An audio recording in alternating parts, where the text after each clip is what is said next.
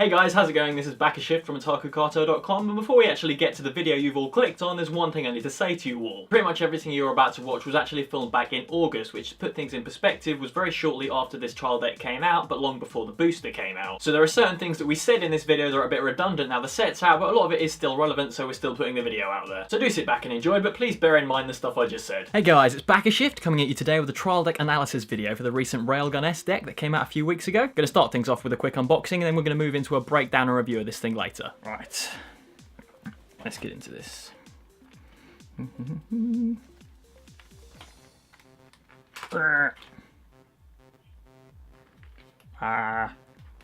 go.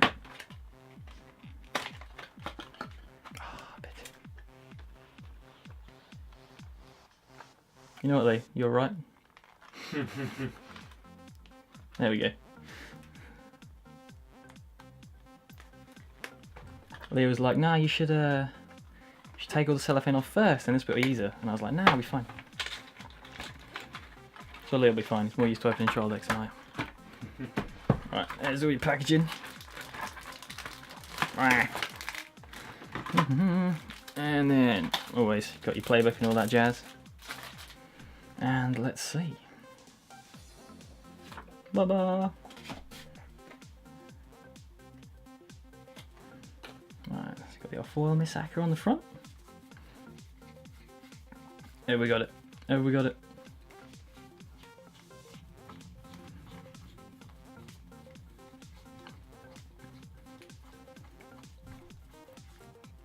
Ooh, got a foil.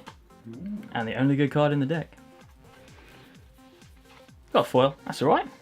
That's really nice foiling, actually. Can we see that? Ooh. Ooh. Nice. Right, let's move in. I'm going to lay this thing out and then we're going to talk about numbers and all that jazz. So we've laid out the deck, and our 8 climaxes are made up of 4 + 2 soul, 2 DPS, and 2 treasure. There are 17 level 0s made up of 4 copies of the vanilla Queen of Tokuwadai, making her first appearance on a card, 4 copies of a generic Kuroko 500 assist character, 2 copies of this Misaka with the ability whenever another one of your characters goes to reverse in battle, you can dish out 1000 power to an Esper, 2 copies of this Uiharu, which lets you pay 2 when she enters the stage. You can search your deck for a Satin or an Esper. Then we have 4 vanilla Uiharus, and the final Uiharu is one of the TD exclusive cards for the deck, and her effect can activate up to twice a turn, giving her 1000 power when an Esper or a Satin comes into play. And now moving into level 1, of which there are 14. We first have 4 copies of this 1/0 TD exclusive Kuroko, who gives out 500 to 2 different Espers when she attacks, 2 1/1 vanilla Kurokos, 2 of this 1/0 event counter that hands out 2000 power to an Esper, 4 1/0 vanilla Satins, and 2 generic 1/1 2k counters. Next up, there are 9 level 2s, made up of 4 2/1 vanilla Misakas, 2 of this TD exclusive 2/1 Misaka, whose first ability gives her 1000 power if you control 2 or more other Espers, and has a climax combo with the +2 soul that allows you to pay 4 on attack to deal 5 damage to your opponent. And the final level 2 is a TD exclusive Satin, and she's a 2/1 1000 power assist character who lets you pay 1 and rest to swap a card from your clock with a card in your hand. And the final cards in the deck are the 2 TD exclusive level 3 Misakas, who let you grab an Esper from the bin when she comes in, and she gains 1000 power for the turn whenever another one of your Espers attack. So that's everything in the deck, and that wraps up this section of the analysis. I'll now bring in Lee and we'll tell you about what we think about all these cards individually. So now I'm joined by Thank you, Spirit. We've had a few games with this deck now, so if you want to follow this link that I'm going to put somewhere on the screen right now, that'll send you to just a match video that we've had a couple of games of with the deck, and just see what we thought of it. And now we're just going to go through, tell you about how the cards performed, what we think of the specific cards, and starting with this Uiharu. What do you think of this card, Lee? It's alright. I mean, it's what you need in a card, really. Yeah, I mean, we've seen this effect tons of times and everything. Yeah. So, I mean, paying 2, grabbing something. It's actually just really good in trial decks, just because you've got loads of those stupid one-offs. Yeah. But I didn't actually get a chance to play this for some reason, which means I didn't get a chance to play my favourite card in the deck, which was annoying. But I mean, it's just good to get the one-offs out of the deck, and it's actually playable a lot of the time, so it's good that they give you this kind of thing. Yeah. And I mean, like, you pay the 2, and then you can just swing it in, and then you get the stock back to the 1 of it, so it ain't bad. Yeah. And the next card is a vanilla Uiharu. There's a lot of vanillas in this deck. There's a lot of vanillas in most trial decks, but this one more than some. But surprisingly, they work quite well, which is I was quite surprised by that. Another vanilla, 1/0 Satin. And then we've got a 1/1 counter card. One thing that's actually interesting about this deck is it had 4 counter cards in it. It's got this one and then 2 of the red event, which seems like quite a lot for some trial decks. So you're having a bit of trouble with that. Yeah. I seem to always have these counter cards in my hand, which is a bit strange for a trial deck. It's a bit weird to have to play around that. Just sending guys in hoping that this turn wasn't the one where you had the the counter. This one is a DPS. Good DPS. Treasure, which I don't really like in the deck because treasure's just really good when you have your climax combos and everything. But when I was just triggering this, I was like, oh, I got a treasure now. I wasn't particularly fond of it, but I mean, it's all right. It's nothing special. It's nothing horrible, but I mean, it means you're getting some more power behind you guys. Yeah, with them being vanillas, you know, you're getting that. And like, that because extra bit. it's still card advantage. You're still getting it, but I mean, these are obviously the best things for climax combos because as you assemble it. But with this deck not having that, I mean, it does its job, but it's not amazing. Yeah. And okay, the other ones. It's your generic booster. You get 4 of in pretty much every trial deck ever. They in do my their job. experience. Not really much more I need to say about that. What was this one? That's quite interesting. I didn't actually really get to use this, but this affects like it's usually seen on back border characters and stuff like that. I quite like it. It's just a case of you get a bit of extra power out there. It means that they kind of have to play around you on your turn. I mean, it's not amazing. This has got to die first, pretty much. Yeah, it's all right. Nothing really much to say about that. Yes, this is her first time printing on. It's a vanilla. It's fine, but it's the first time seeing the Queen on a card, which is pretty cool. And I hope she gets something cool in the set, which will be nice. I mean, sure she will. She's not that important in this series, but she does her job. It's another vanilla, and I just like that she's got a card now because I mean the number 4's never had anything before. And it's got the gloves trait, which is pretty cool. What did you translate gloves as? The literal translation for gloves is hand bag. So the kanji for hand and the kanji for hand and bag. So that's what. So if you go to Japan and ask for a handbag, you might not get what you're expecting. Yeah. These are pretty good to see. These in trial decks. Yeah. I'm always a fan of a 1/1/7K. Yeah, I mean they're generally just got a lot more power behind them than your usual 5/5s. I mean they're hard to kill until you get to level 2. They're not bad. Another vanilla, a 2/1, 8/5, does its job. Not much more to say about that really. 4 of is your chunk of your level 2 really. Yeah, I mean they always do their job. I mean you're expecting to see this in trial decks to be honest. Yeah. And this one was surprisingly good. Yes, I wasn't expecting that much from this card, but I was looking forward to it. I mean, too, just when you have something this massive with character encore, it's just really strong. But I just kind of played it. I was like, oh, well, this is awesome. and it's so easy to turn on the character encore as well. Yeah, I mean, you're never really not going to have 2 espers. It was just I played. I was like, oh, because I kind of like looked through most of the cards in this set. Wasn't really that impressed with them, but just kind of some of them in play, they just seemed a lot better than what I was expecting. So this thing was actually pretty good. And this is very good. I mean, it's just a 1/0 event counter for 2,000. Having to pay the 1. This is the other really annoying one because I mean you can't really play around it when you haven't got this when they haven't got any stock. You've got to target an Esper, but I mean that's where you get the extra power. Yeah, that's the only problem with this is that you can't target all the Saturns in the deck. There's loads of them. I actually think I made that mistake once. Yeah. I almost did. But I mean it's good. And she's hugging the teddy bear. Yeah, what more do you want? I should have translated it just as hugging the teddy bear. Yeah, because while the demon is out, it doesn't really sound right. No. Scratch card. Yeah. Next. And this one. Is this the one I got the foil of? Yes. This was ridiculous. I kind of like played this on my turn 2. You just float it down, chuck a couple of back border boosters, and it's huge. It's like when you're with your boosters, like Emma's like a 5/5. It was crazy. I was actually really impressed by this, and like I actually realised the foil is actually worth quite a bit of money, which is quite cool. Sadly, only 1 copy though. Yeah. I know there's 2 of this. No, there's only 1 of this.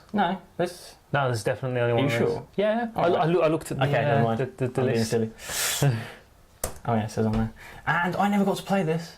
Like this is, if you saw the unboxing bit earlier, because at the end of that review, I was like, this is the best card, it's the only good card. And it is really good, but I didn't get a chance to play it. But I love it. It's like there's stuff to get stuck on your clock and you want to get rid of it. I've seen a lot worse for the second effect on a 1K2 all in front. I mean, yeah, just 2/1 assist characters are good. And that's just really interesting. I mean, just you get stuff on your clock, you want to get rid of it, and it's just like gives everything shift. It's cool, but I never got to play with it. And you can do some really cool stuff like just before a level, pop your climax on there, get that in for a refresh or something. Yeah, anything like that. Multi-purpose. This was Yeah. this card. Combo with scratch card. Okay, this card has quite a lot of interesting things about it. So, I mean, the first thing is generally always going to be turned on, so this is going to be 8-5, so that's cool. It's got the basic vanilla stats. And the climax combo I almost did once, but I won before I activated it. Yeah. And with this climax, there's kind of, you really have to be kind of set it up for it. You can't just do it. And like, it rarely actually got to the point where I had the 4 stock, because I mean, playing this and doing it on that turn, you've got to pay 5, or if you do your other attacks first. I mean, dealing 5 is generally going to be cancelled, but when you pick and choose when you do it, you're actually going to probably be able to get something good out of this card. Just use it to fish them out, ready for... The only problem is, if this comboed with something that wasn't a scratch card, it'd be a lot better, because then you can fish out the cancel with the 5 cards, and then do a little bit of damage. So it's like, get that out of the way, chip a couple in. But because you're adding 2 soul, unless you're siding, you're going to be going in for another 3. Yeah, I think pretty much the best time you want to activate this climax is when you've basically swung him with something else and that gets cancelled, and you're right, I'm going to swing him and make it so next. Hopefully this goes in. If not, you've cleared another climax. Hopefully the next will go in. This chances it's not going to deal the 5 damage, but it has the potential to just win games out of nowhere, which is pretty cool. Yeah. And this one, I thought was really boring. I looked through it and I was like, that's a boring card. That's not very fun, but that's actually really good. I mean, obviously the power ability was pretty relevant, swinging in like with 2 things. This was always 12 when I hit with it, which means but the only problem was it obviously just gets eaten in reverse after you've done that. But I mean, with the getting 1 out of your bin when it comes in, it's always got the value. So I really like that aspect of it. If you can buy 2 trial decks and have 4 of this, get a bit of a cycle going on. Yeah. Pay 1, get another, it dies, play the next, get it back. I mean, this kind of design is very common on TD level 3s. Like the Inori in the Guilty Crown one is very similar. But I mean, just being able to get something out of the bin at that stage, if you can get another copy of itself, that's cool, because chances are this one is going to die before you get to attack with it again. If not, you can always pick up the climax combo or an 8-5 and just go in with another half decent attack. Yeah, definitely. Or that one of a Sartan. A nice little booster. It didn't happen. I'm really pleased. Not pleased, rather. Yeah, so that is that card. And this one, last but by no means least, is it the last card? Yeah. Oh, and it's really quick. I really like this card. Yeah, I mean, I like cards with this in general, to be honest. What is it you like about this card? It's just how because you can target itself, because it's any 2 espers. It's just I'm a 1/0 vanilla 5/5 that gives 500 to somebody else. It's just. Yeah, it was pretty good. I mean, again, this is another one of the cards I glazed over. That's a bit boring, but it is very powerful in what it does. Because it's just like, obviously, even if like it's what I found great doing this card late in the game, when they've got like he had like a couple of level 2s on the sides, and I just had this thing in the middle, swung in with it, gave the boost to the side so that my things could win in combat. So it's actually got some late game potential in there as well. It can take a loss to a trade and a trade to a win. Yeah, and that's what's so great about it. And you get 4 of this, I think. Yep, 4 copies of this. It's actually very good. I'm like. To be honest, it could have just been another vanilla, but no, this is a good card. I like it.